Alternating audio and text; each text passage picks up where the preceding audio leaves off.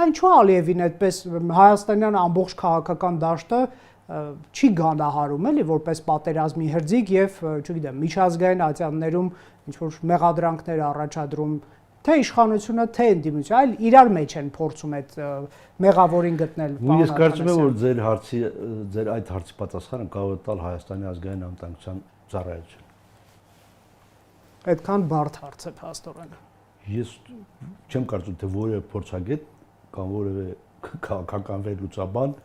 կարող է ձեր հարցին պատասխան տալ։ Ձեր հարցին կարող է պատասխան տալ քաղաքական գործիչ,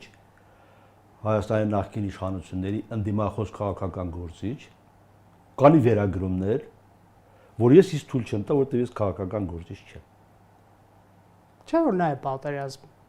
սկսել։ Իհարկե, բայց նորից եմ ասում, ինչու չեն քննադատում Ալիևին։ Այդ հարցի պատասխանը, եթե քաղաքական գործիչ լինեի, ես այդ քաղաքական գործի մակարդակով կտայի, բայց դա փորձագետի կամ վերլուծաբանի կամ նույնիսկ հրապարակախոսի Բայց համաձայն եք, որ այս հարցը լեգիտիմ է, պարոն Աթանասյան։